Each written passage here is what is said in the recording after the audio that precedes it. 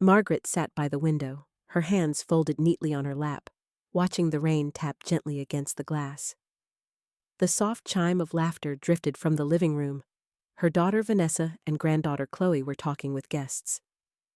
Margaret had baked the scones, laid the linen, arranged the flowers. It was her house, technically, but she hadn't been asked to join the conversation. Just serve the tea. Chloe had walked past her earlier and whispered sharply, "Don't come in. You'll make it weird. Just stay here, please." The words hadn't pierced immediately, but now, with the fading light and empty cup in her hands, Margaret felt it, that slow, creeping chill that had nothing to do with the weather. "She's sweet," one of the guests said loudly from the next room. "Your helper?" Chloe laughed. "Oh, just my gran. She means well. She's just old-fashioned." Margaret's heart gave a quiet lurch. She stared at her reflection in the window. Wrinkles around the eyes, silver hair pulled back into a loose bun, a soft cardigan, her favorite. She looked like someone's story, not someone's shame. In her chest, something cracked a little. Old-fashioned. She had once been the youngest editor at Harper's Weekly. She had stood on a stage in Milan, presenting awards to women who reshaped fashion. She had traveled alone across Europe when it was still considered brave, maybe even foolish, for a woman to do so. But none of that lived in the eyes of her family now. They saw lace doilies, warm soup, and someone to babysit. "You okay in there, Mum?" Vanessa's voice was polite, clipped. "The tea's getting cold." Margaret nodded slowly and rose. Her knees ached. She carried the tray back in and placed it on the table, ignoring the way Chloe avoided her eyes. "Thanks, Grandma," Chloe said, flatly. Then, under her breath, as if the others wouldn't hear, "So embarrassing." The words hit harder than they should have. Margaret didn't flinch, didn't cry. She simply nodded and walked back to her room. She sat on the edge of her bed, her fingers tracing the embroidery on the quilt she had stitched herself years ago, when her hands still moved quickly and her eyes didn't need help. On the dresser sat a wooden box she hadn't opened in over a decade. She stared at it for a long moment. Then slowly, deliberately, she stood, unlocked it, and lifted the lid.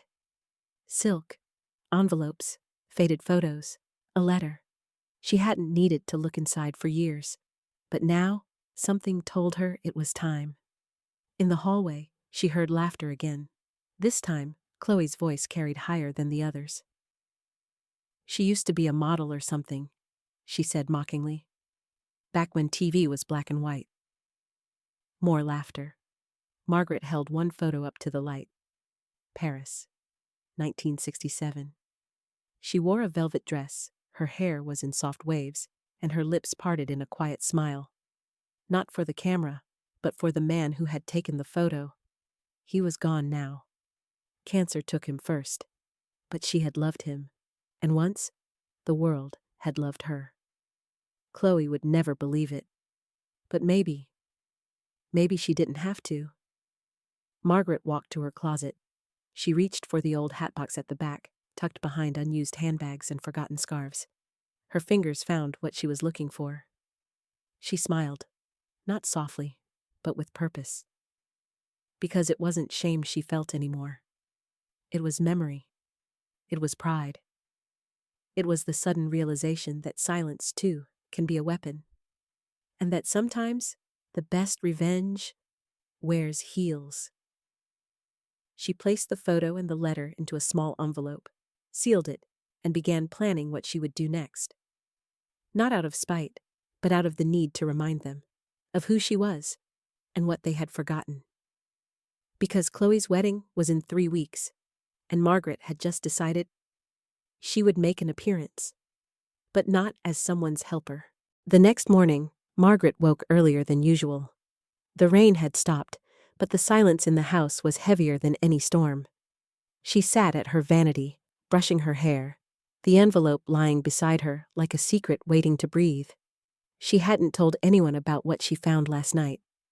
The photos, the letters, the proof that she had once been someone far beyond just Grandma. She didn't need to, yet. Downstairs, Vanessa and Chloe were already arguing over flower arrangements. The wedding was in exactly 19 days, and tensions were rising. Margaret walked slowly down the hall, the envelope in her cardigan pocket. At the foot of the stairs, she heard her name. "I'm just saying," Chloe hissed. "If she insists on coming, can we at least seat her somewhere far? Like with the catering staff or something?" Vanessa sighed. "Chloe, it's your grandmother. Maybe don't act like she's a bag of laundry." "She's the reason this wedding's even happening," Chloe snapped. "The money from that savings account? She gave it to you, didn't she?" Vanessa was quiet. "You didn't even ask her first." Chloe's voice dropped lower. "Number? But she always does what we want anyway." Margaret stood frozen on the steps. So, it had been her savings. The money she'd set aside for emergencies. She had trusted Vanessa with access, but never imagined they would use it without even asking. She turned back to her room, heart pounding. Not out of anger, but clarity. They truly didn't see her anymore. Just a resource. A relic. A placeholder at the end of the table. Back in her room, she opened the second drawer of her wardrobe and pulled out the garment bag. It hadn't been unzipped in years. Inside, carefully pressed, was the dress.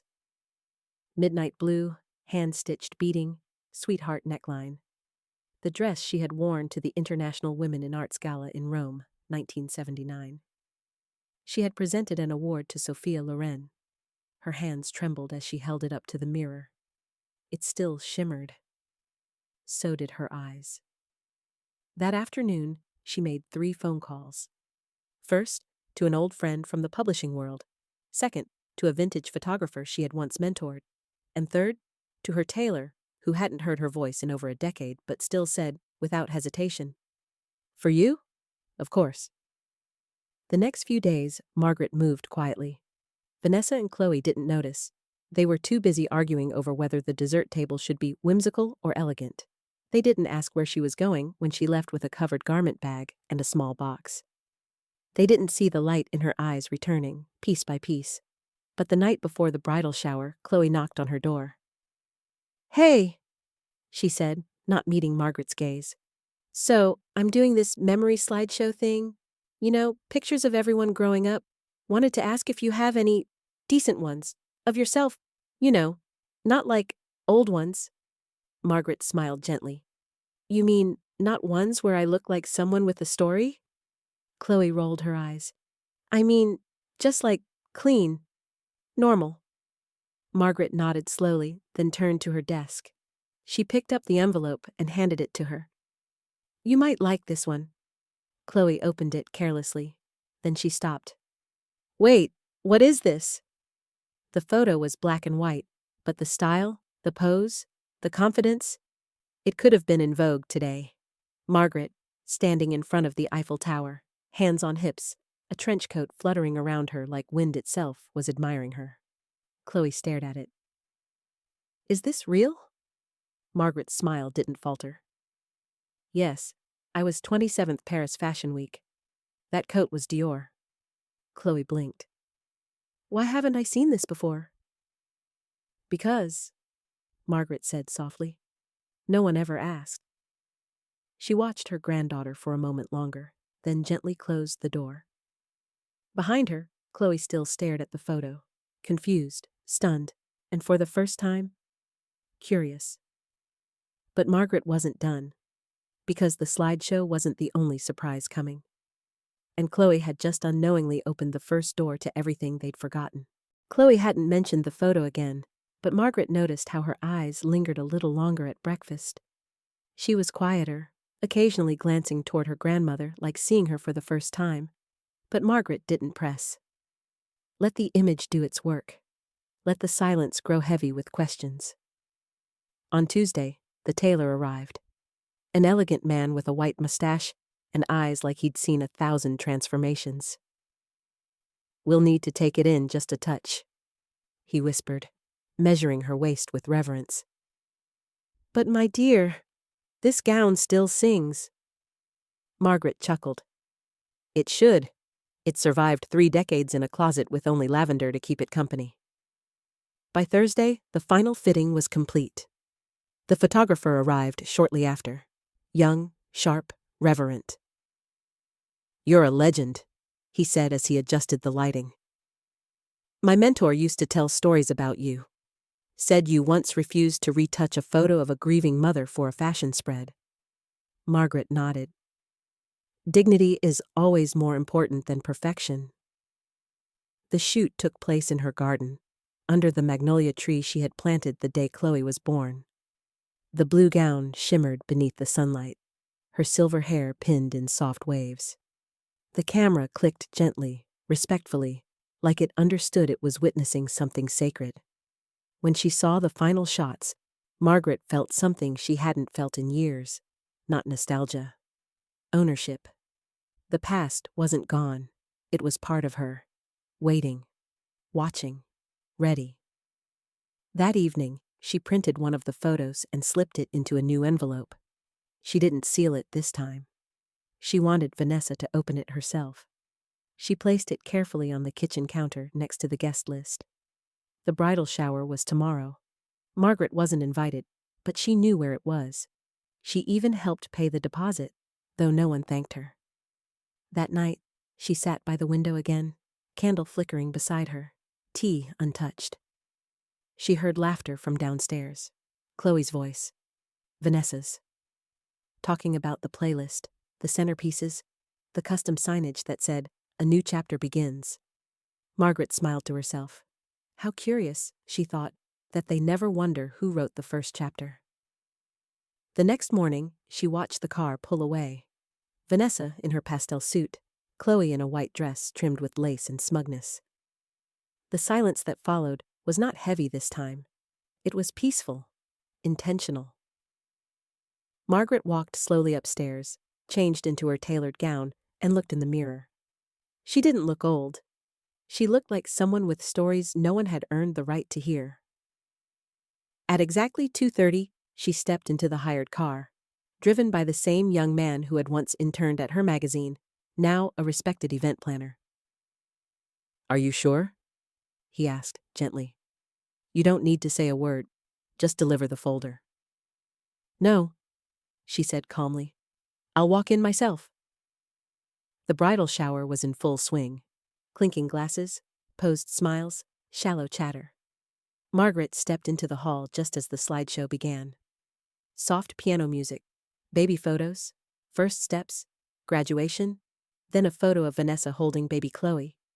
Margaret wasn't in it, nor the next, nor the next. The pattern was clear. She had been erased. "You're here?" Vanessa's voice cut across the music, confused, startled. "Mum, what are you—" But before Margaret could answer, the screen changed.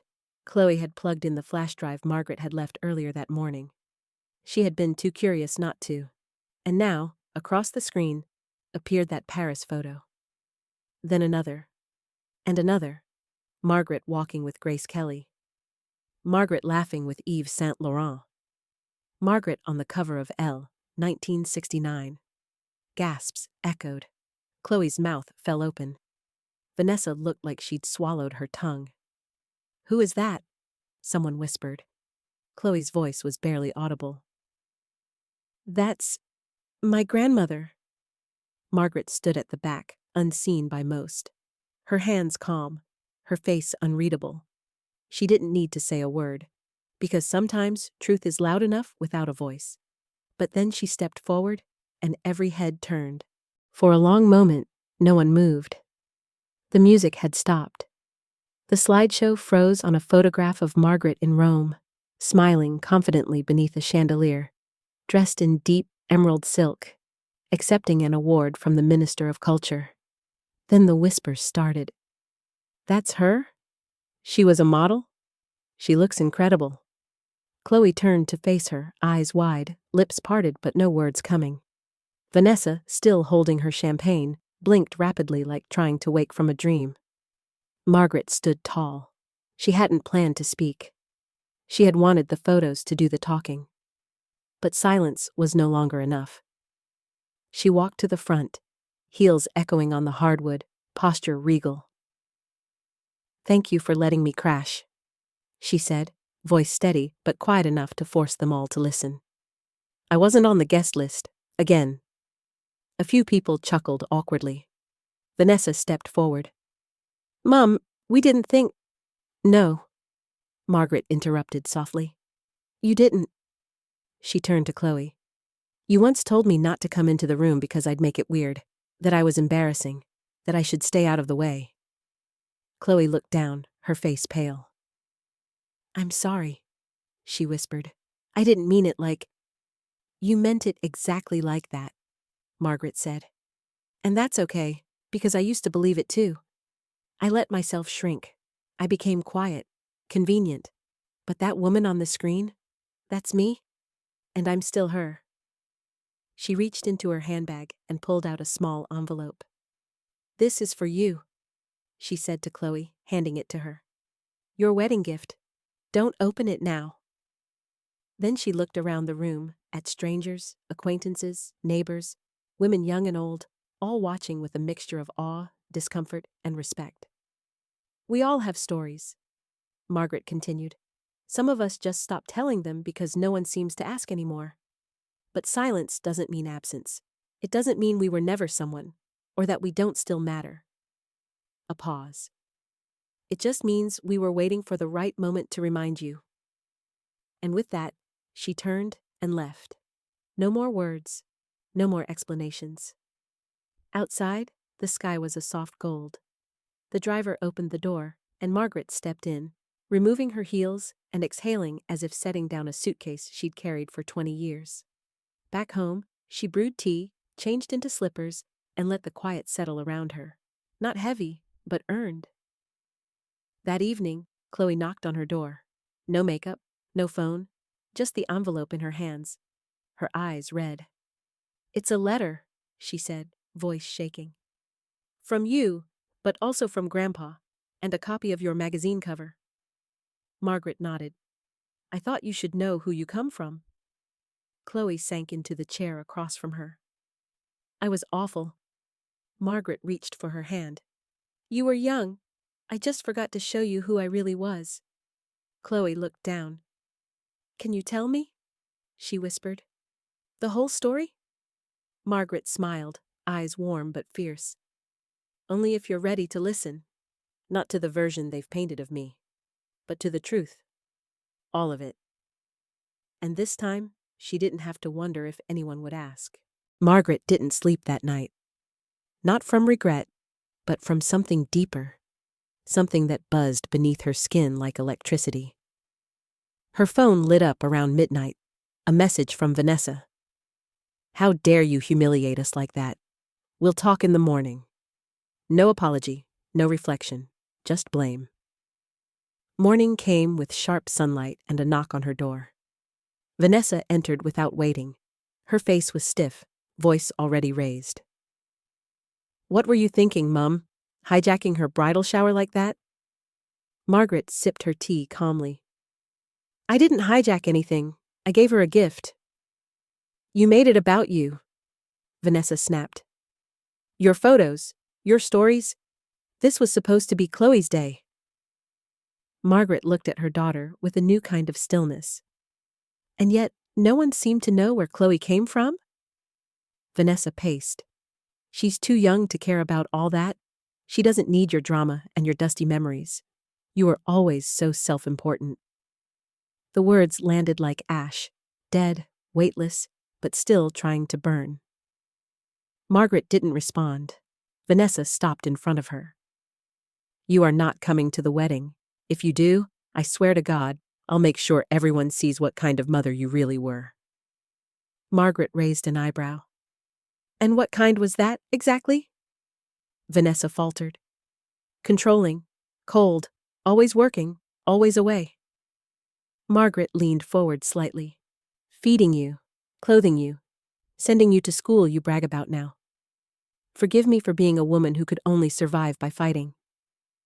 Vanessa scoffed and turned away.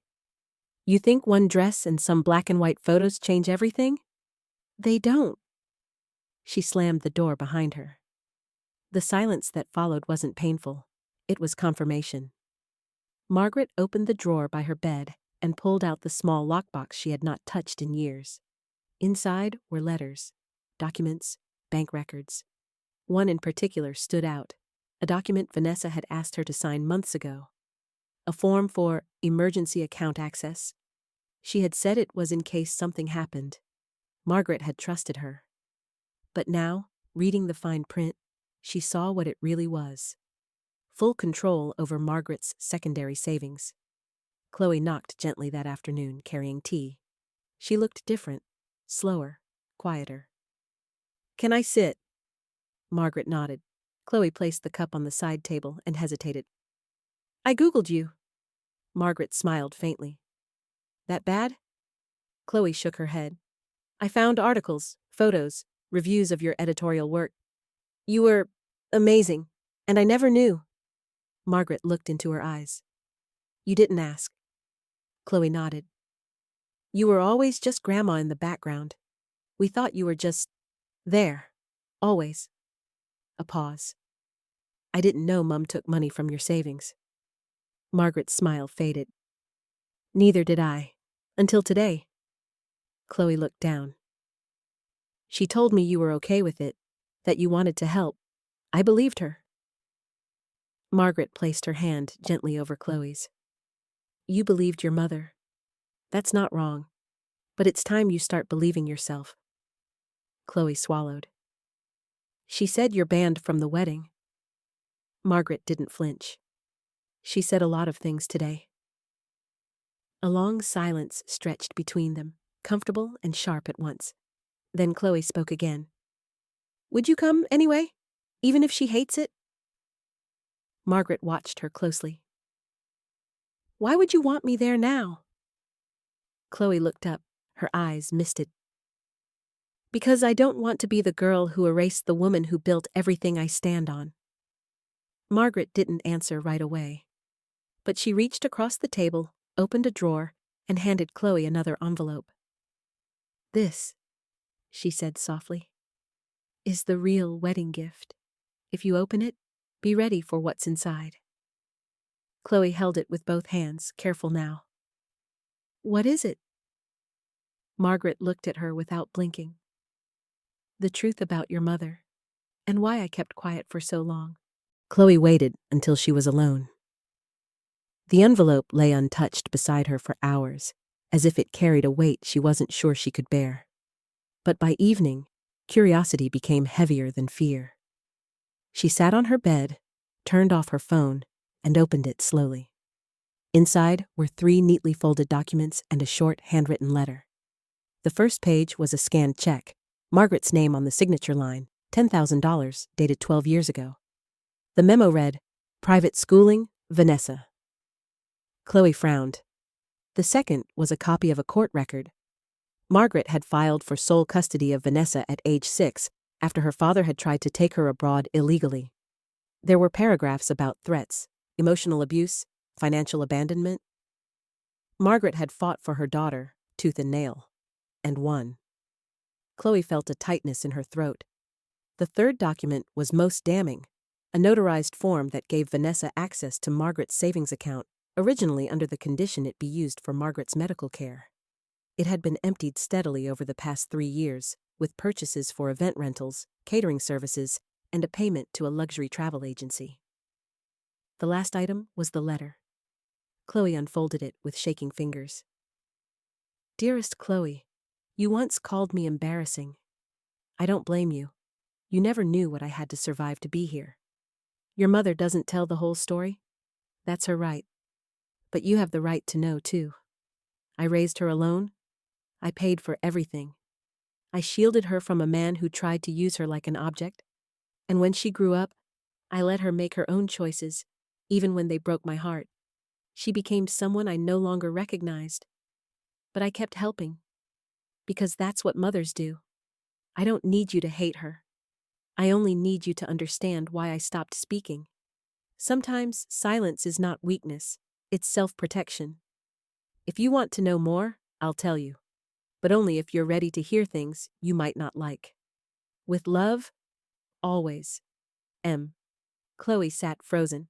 The silence of the house now felt different, charged, vibrating with things unspoken for years. The next morning, Vanessa barged into Margaret's room without knocking. Her face was tight with fury. "Did you give her the letter?" Margaret didn't answer. "How dare you twist things? That money was mine. You said I could use it if I needed to." Margaret stood slowly, calm as a lake in winter. "For emergencies, not florists and fondue fountains." Vanessa's voice cracked. "You're ruining everything. My daughter looks at me like I'm a thief." "Because you are," Margaret said flatly. "You used my trust like a card you never planned to repay." Vanessa's jaw trembled. "You think this makes you noble? Dragging me through the mud right before her wedding?" Margaret stepped forward. "You dragged yourself. I just stopped covering the tracks."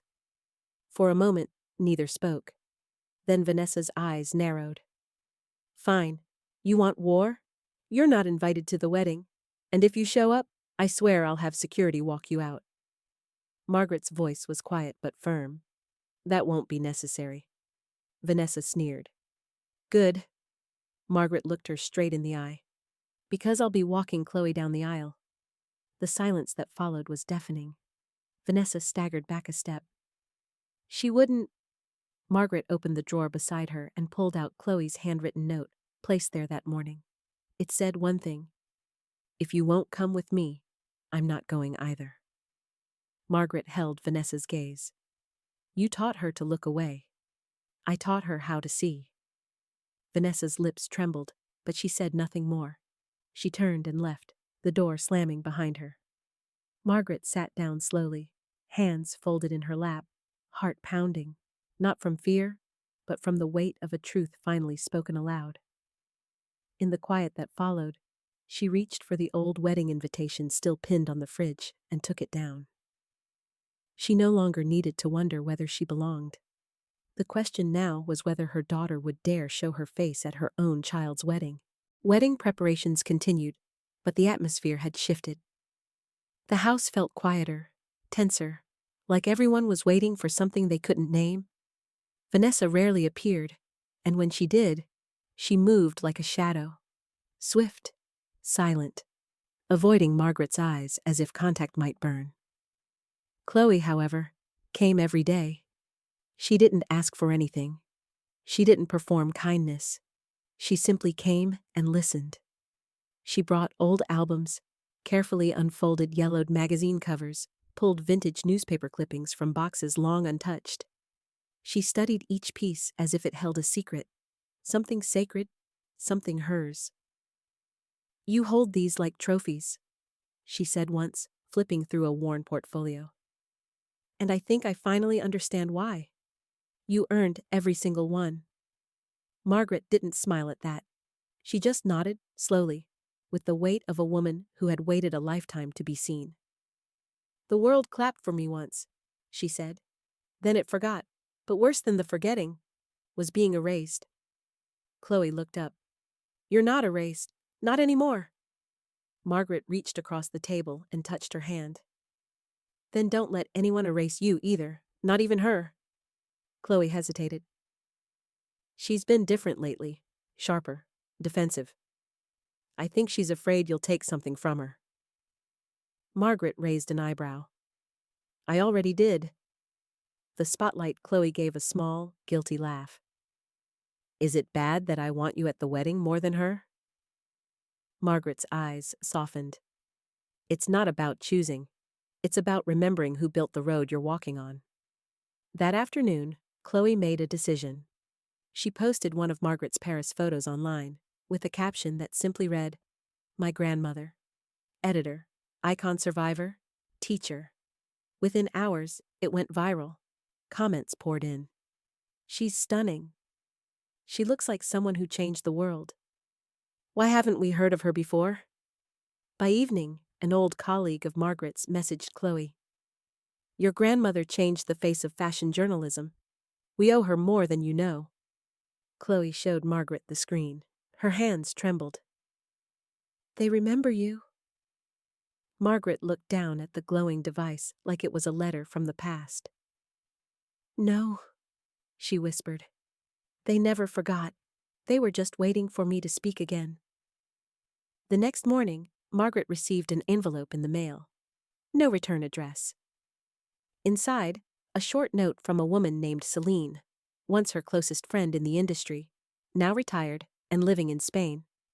The note read, Vanessa contacted me 3 years ago. She asked for access to your archived portfolio for a family biography. I gave her everything. I thought it was for a tribute. I didn't know she used your name to get funding for her own blog, her events, even the wedding brand launch. I'm sorry. I thought she was trying to honor you. I see now. I was wrong. Margaret read the note twice, then a third time. A stillness crept over her. So that was the final truth. Vanessa hadn't just taken her money. She had used her name, her legacy, as a stepping stone, a branding tool, a borrowed story, and she had done it all with a smile. That evening, Margaret called her lawyer. We need to revoke the power of access, she said calmly. Freeze the accounts. I want a full audit, and I'd like to update my will.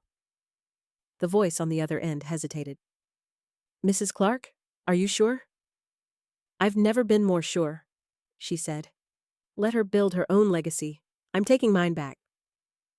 As she hung up, Chloe entered the room holding 2 dresses. You're coming with me, she said. We're doing fittings. You're walking me down the aisle, and you are going to look like the force of nature that you are.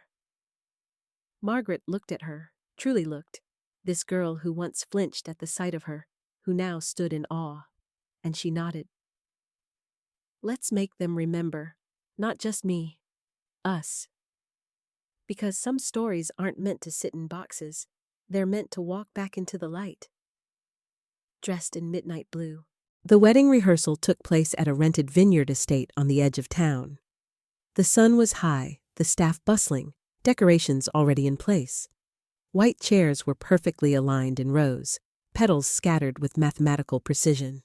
And tension, sharp, silent tension, lingered in the air like storm clouds behind lace curtains. Vanessa stood near the arch, clipboard in hand, barking orders at the coordinator. She hadn't spoken to Chloe in 3 days. Hadn't looked Margaret in the eye since the confrontation. She knew they were both coming. She just didn't know how to stop them now. Margaret arrived quietly, arm in arm with Chloe. She wore a simple but elegant linen suit, her hair pinned, silver earrings glowing softly against her skin. She didn't smile, but she didn't need to. People turned to look anyway. Even strangers sensed something in her walk. Not arrogance, gravity. Vanessa froze when she saw them. For a second, her mask dropped. Then she forced a brittle smile. You're early, she said. Chloe's reply was flat. We're not hiding anymore. Vanessa narrowed her eyes. This rehearsal is for the bridal party only. Margaret stepped forward. Then it's a good thing I'm walking her down the aisle. The coordinator, caught in the middle, stammered. Should I update the program file? Yes, Chloe said immediately. Change the line, from father of the bride to grandmother of the bride. Vanessa's hand clenched the clipboard so hard it bent. You're ruining everything, she hissed. No, Margaret replied evenly. I'm reminding you that I built this everything you think you own. Vanessa leaned in, her voice low and venomous. Do you think any of this matters? People don't care who you were. They care about now. About image. Margaret's face remained calm. Then you should have built one of your own, instead of stealing mine. The rehearsal began, and Margaret stood beside Chloe at the top of the aisle. As they practiced walking, there was a strange hush that fell over the vineyard. Some guests smiled, nodding with recognition. Others whispered, confused. But no one looked away. Afterward, as guests milled about the reception tent, a journalist approached Chloe, young, bright-eyed, with a press badge. Hi, she said, glancing at Margaret. I couldn't help but recognize you. Miss Clark, I studied your editorial pieces in school. Are you really the grandmother of the bride? Margaret smiled for the first time that day.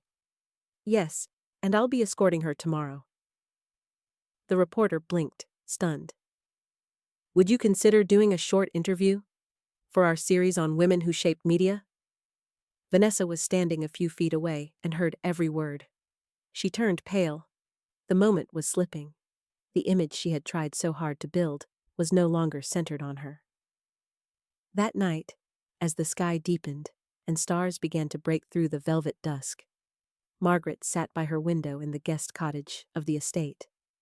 Chloe had left an hour ago to prepare for the big day, leaving her with a cup of chamomile tea and a soft kiss on the cheek. She heard footsteps approach, slow, reluctant, then a knock.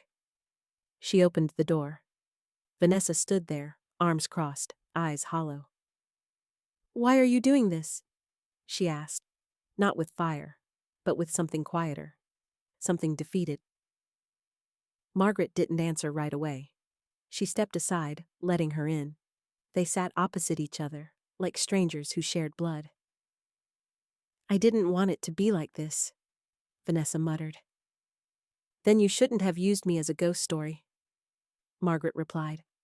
"All those speeches, all that branding, self-made woman, built from nothing." "I wasn't nothing."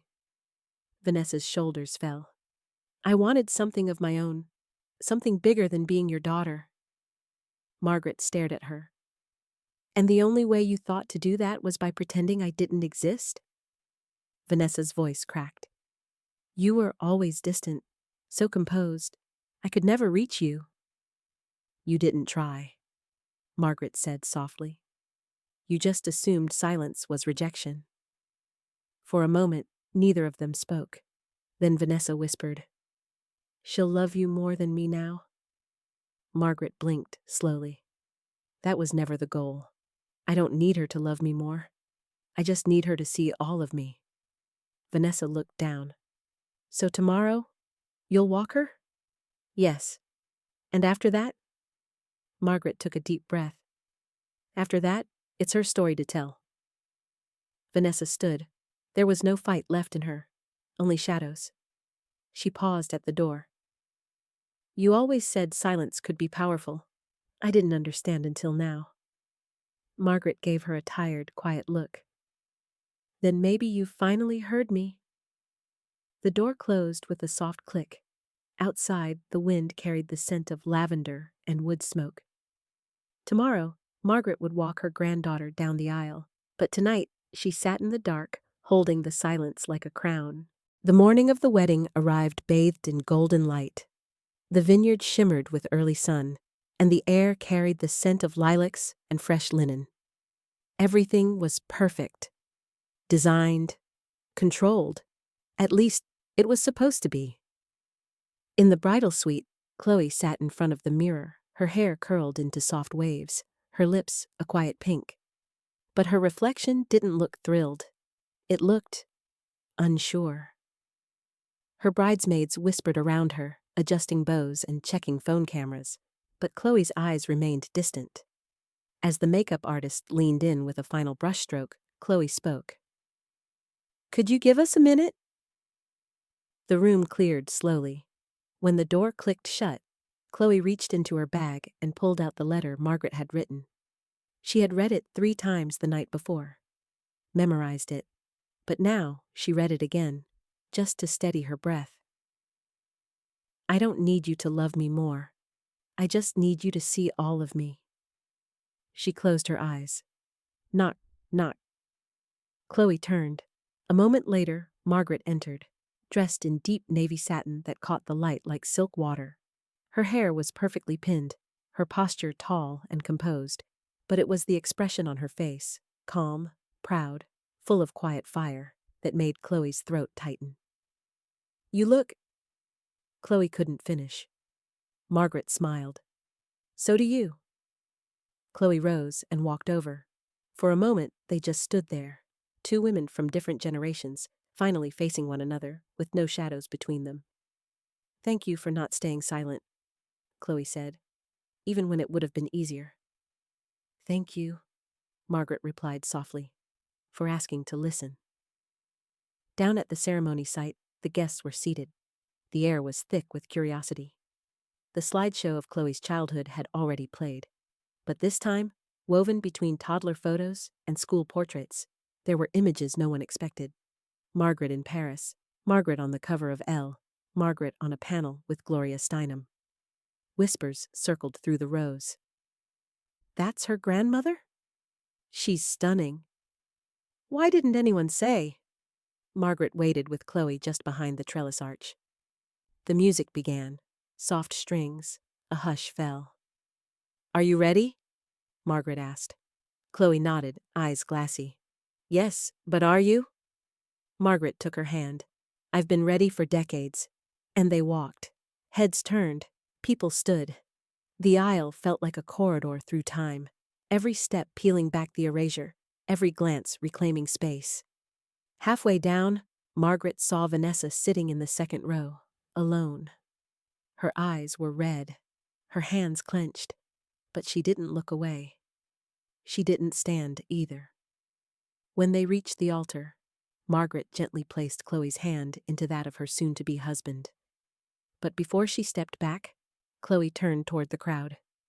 "Before we begin," she said, voice steady, "I want to say something." The officiant paused. The room held its breath. "I grew up thinking I came from a line of women who stayed quiet, who blended in, who sacrificed and didn't speak of it. But that was a lie. My grandmother, Margaret Clark, built a career in a world that tried to silence her. She fought for a voice none of us would have if she hadn't. I didn't know. I didn't care to know. And I almost let that silence swallow her story completely." Chloe glanced at her mother. Vanessa's gaze dropped. "But not anymore," Chloe continued. "This wedding isn't just a celebration of love. It's a bridge, from who we've been to who we refuse to forget." She reached for Margaret's hand again and held it high, fingers laced. "This woman is not just my grandmother, she is my beginning." The guests erupted into applause, not out of politeness, but out of something deeper. Recognition, respect, truth. As Margaret stepped aside, her eyes shimmered, but no tears fell. She didn't need to cry. She was done grieving her invisibility. She had just watched it vanish, one step at a time, under the weight of her own unshakable presence. And for the first time in decades, the silence didn't press against her chest. It stood behind her, quietly bowing. The wedding ended in golden dusk, the vineyard glowing under strings of soft white lights. Laughter echoed, glasses clinked, but something deeper lingered in the air. Something beyond celebration. A shift. A reckoning. Margaret stayed for the reception, seated at the head table beside Chloe and her new husband. People came by in small groups, offering smiles, handshakes, questions. A few asked for photos. Others asked to hear more. "You knew Audrey Hepburn? You covered the Dior riots in '68? You published under a man's name and still outsold them all?" Margaret answered only some of them. The rest she left in silence, an earned silence now, not one imposed on her. Across the lawn, Vanessa stood alone near the edge of the patio. Her champagne sat untouched, her shoes in one hand, her face unreadable. Chloe approached her slowly. They stood together in silence for a moment. Then Chloe said, "You didn't lose me today?" Vanessa didn't respond. Chloe continued, "But if you keep pretending nothing happened, you might." Vanessa looked up, her voice cracked. "I just wanted to be seen." Chloe nodded. So did she. That night, back at the house, Margaret carefully hung her navy satin dress back into the closet.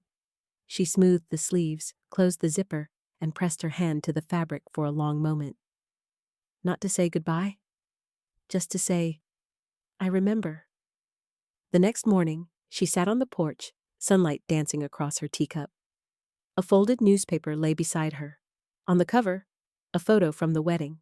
Not of the bride, not of the bouquet, but of Margaret and Chloe, standing side by side, hands raised, smiling like survivors. The headline read, "The Woman They Almost Forgot, and the Granddaughter Who Didn't Let Them." The article inside told Margaret's story, fully, respectfully, not as a footnote to someone else's fame, but as the headline she had always been. Margaret didn't post about it. She didn't frame it. She didn't call anyone. Instead, she pulled out a small photo of her late husband, creased at the corners, fading at the edges, and placed the newspaper gently beneath it. "They remember now," she whispered. "And that's enough." Later that week, she donated her archive, thousands of pages of editorials, photos, handwritten notes, speeches, to a museum of women's history. In the letter attached, she wrote, "Let this be the part they don't erase next time." Chloe visited every Sunday after that.